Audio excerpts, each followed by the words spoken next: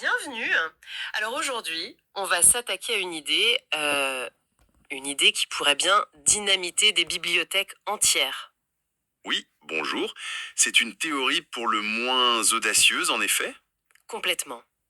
Les sources qu'on a étudiées, basées sur les travaux de Safa Kachmas, avancent une chose assez folle. Et si toute notre lecture des religions anciennes, depuis la Mésopotamie, reposait sur une gigantesque erreur de traduction? C'est exactement ça. On a toujours lu ces textes comme des histoires sur la création de l'univers. C'est ce qu'on appelle une lecture cosmogonique. Oui, la naissance du cosmos. Voilà. Et la thèse ici, c'est qu'on se trompe complètement. Ces textes ne parleraient pas du tout de ça, mais de la création de la société humaine, de son organisation. Une lecture sociogonique. On passe des étoiles à la politique en somme. Tout à fait. Notre mission aujourd'hui, c'est donc de décortiquer cet argument. On va essayer de comprendre comment un simple malentendu géographique aurait pu nous égarer pendant des siècles. Et on va commencer par le début sur les rives de l'Euphrate. Alors, allons-y, cette erreur fondamentale, d'où est-ce qu'elle vient exactement? L'auteur nous dit que tout part d'un fleuve. Tout part de l'Euphrate, oui. Pour comprendre, il faut oublier notre réflexe moderne qui oppose le ciel et la terre. D'accord. En Mésopotamie, la distinction clé, celle qui structure vraiment le monde, c'est le haut et le bas, mais par rapport au fleuve. Le haut et le bas du fleuve, c'est-à-dire le nord et le sud. Exactement. Le haut, c'est l'Akkad, au nord, des sociétés plutôt nomades, pastorales. Et le bas, c'est Sumer, au sud, des sociétés agricoles, sédentaires. D'accord. C'est purement géographique. Comment est-ce qu'on en est arrivé à y voir le ciel et la terre? C'est là que la linguistique entre en jeu. Les mots qui désignent cette région d'en haut, le nord, Oui. sont An en sumérien, Chamou en acadien ou encore Shamaïm en hébreu. Des siècles et des siècles plus tard, des traducteurs qui n'ont plus ce contexte en tête voient ces mots. Et ils traduisent littéralement par le ciel. Voilà. Les cieux, le paradis, ça leur semblait logique. Le sens géographique original était complètement perdu. Donc, juste pour être sûr, le mot acadien chamou, on nous a toujours dit que c'était le ciel, mais la thèse, c'est qu'à l'origine, ça voulait juste dire la région du nord. C'est ça. C'est exactement ça. Et cette seule erreur, elle a provoqué une cascade d'erreurs d'interprétation. Il faut nous donner un exemple? Prenons l'un des plus célèbres, le tout début de l'épopée babylonienne, l'Onuma Elish. D'accord. La première phrase, on la traduit classiquement par lorsque là-haut, le ciel n'avait pas encore de nom. Ça sonne très grand, très cosmique. Oui, on imagine un univers vide avant la création. Sauf que, si on retraduit en gardant le sens original de Chamou, ça donne quelque chose comme lorsque la région d'en haut, donc l'Akkad, n'avait pas encore été nommée. Ah oui, ça change tout. Complètement. Le texte ne dit pas que le ciel n'existait pas. Il dit qu'un territoire politique, l'Akkad, n'était pas encore établi, pas encore organisé en État. Donc une histoire sur la fondation d'un royaume devient une histoire sur la création de l'univers. C'est fou. Et j'imagine que ça s'applique aussi au fameux verbe bara dans la Genèse. On y arrive. On a tous appris que bara veut dire créer à partir de rien. La création ex nihilo. Oui. Mais les sources ici disent que non.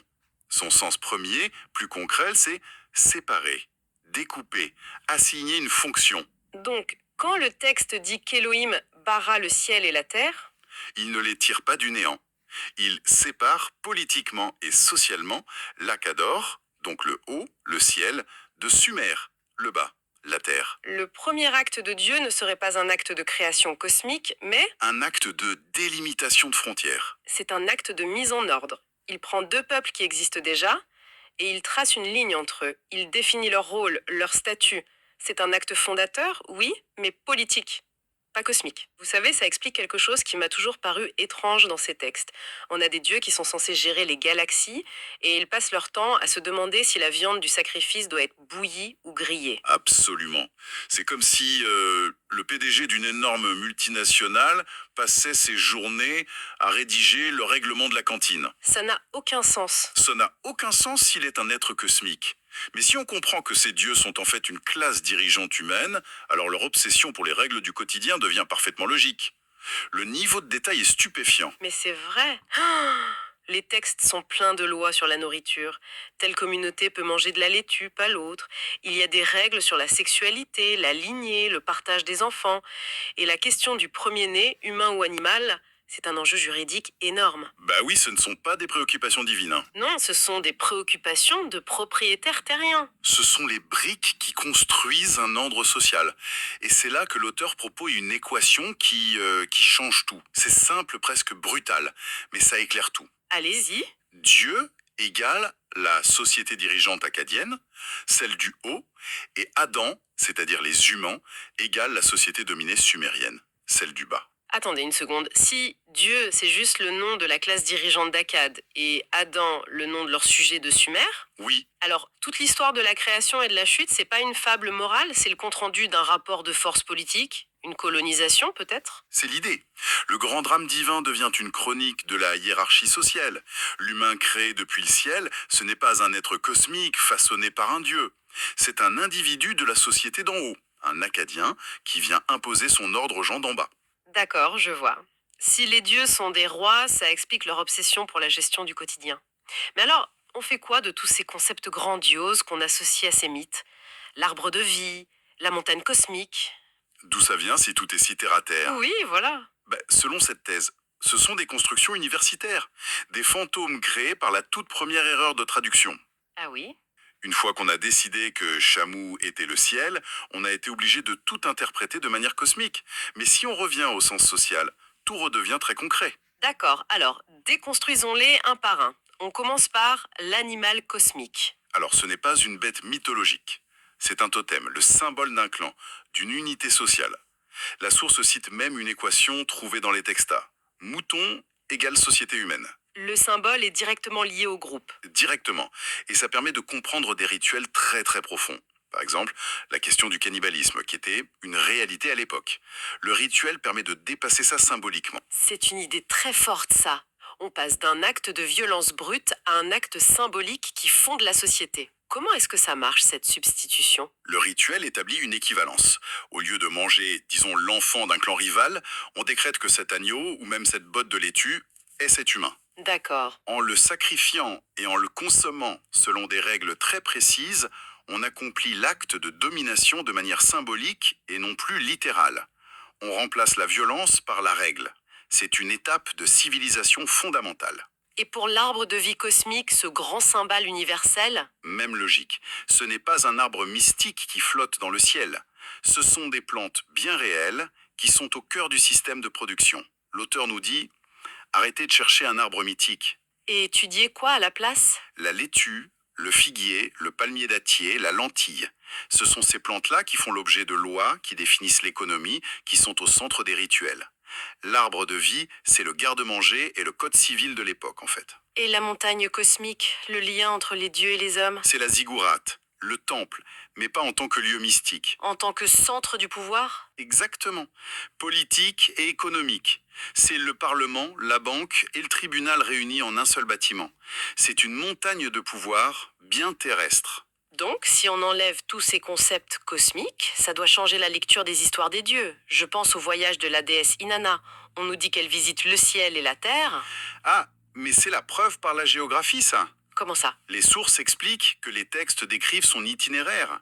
Et les villes qu'elle visite, elles sont parfaitement connues des archéologues. Ce sont de vraies villes. De vraies cités. Et où elles se trouvent? Certaines en Sumer, donc la terre, et d'autres en Akkad, donc le ciel. Son voyage, ce n'est pas une projection astrale. C'est une tournée politique. Une inspection de ces territoires. Voilà. C'est la confirmation sur le terrain de l'équation ciel égale Akkad, terre égale Sumer. C'est énorme. Ça réécrit la religion, mais aussi l'histoire politique de la Mésopotamie. Mais les sources vont encore plus loin, j'ai l'impression. Jusqu'au grec et à la naissance de la philosophie. Oui, et c'est peut-être le plus surprenant. Si la religion, à l'origine, parlait de règles sociales très concrètes, comment est-elle devenue si abstraite, si métaphysique? C'est la grande question. La thèse de Katsmas, c'est que la philosophie grecque n'est pas une rupture avec la religion, mais la dernière étape de son abstraction. C'est le processus par lequel on a nettoyé la religion pour la rendre, entre guillemets, civilisée. Comment ça, nettoyer? Comment on passe de loi sur les pois chiches à la métaphysique de Platon? Le saut paraît immense. En transformant les outils du rituel en principes abstraits. Les éléments des rituels de création mésopotamiens, l'eau, l'air, la terre, le feu, ce n'étaient pas des concepts, c'étaient des outils réels. D'accord. La source donne l'exemple des dieux Lamu et Laamu. Ils sont créés par des actes très concrets. Jeter quelque chose dans le fleuve, le faire bouillir dans un chaudron. C'est de l'eau réelle, du feu réel. C'est de la cuisine rituelle en somme. C'est exactement ça. Et que fait le premier philosophe grec, Thalès? Il dit que le principe de toute chose, c'est l'eau. Mais ce n'est plus l'eau du rituel. C'est une eau abstraite, un principe universel. Tout à fait. C'est comme la différence entre une recette de gâteau et un traité de chimie. La recette vous dit mélanger de l'eau, du feu, ce sont des outils.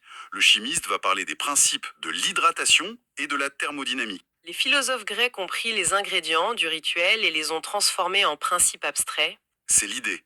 La philosophie ne serait donc pas un rejet de la religion, mais son héritière, hyper abstraite, une version intellectuelle détachée du social. Je dois vous avouer que je n'avais jamais vu les choses comme ça. Dans cette perspective, oui. Le matérialisme et la métaphysique deviennent les deux faces de la même pièce. Ils visent tous les deux à sortir les concepts de la boue de la pratique sociale. Pour les élever au rang d'idées pures, Voilà. Les sources utilisent une image très forte. Le grec civilisé, qui allume la flamme olympique, regarde avec mépris le barbare qui adore le feu. Il ne réalise pas que sa propre flamme n'est qu'une version abstraite de ce même feu rituel primordial. donc, si on résume tout ça, en confondant une direction sur une carte, le nord, avec le ciel, on aurait transformé une chronique de la société humaine en un grand mythe cosmique. C'est ça. On a envoyé les dieux dans l'espace alors qu'ils étaient simplement la classe dirigeante d'Akkad, obsédée par la gestion de ces sujets sumériens. C'est un changement total de paradigme. Ça fait redescendre la religion du ciel pour la replacer violemment au centre de la société, avec ses lois sur la nourriture, le sexe, le pouvoir. Et la conséquence est radicale. Très radical. Toute la bibliothèque mondiale d'interprétation cosmogonique sur ces textes devient, pour reprendre les mots de l'auteur, des déchets. Une montagne d'analyses savantes construite sur une seule erreur. C'est une idée révolutionnaire, c'est au moins qu'on puisse dire. Elle force à tout relire différemment. Et ça nous laisse avec une dernière question assez vertigineuse. En effet, si le fondement même de notre compréhension des dieux, des mythes et même des origines de la philosophie repose peut-être sur une simple mauvaise lecture d'une carte, quelles autres de nos vérités évidentes sur le passé ne sont peut-être que des erreurs d'interprétation qui attendent juste qu'on regarde enfin la carte dans le bon sens?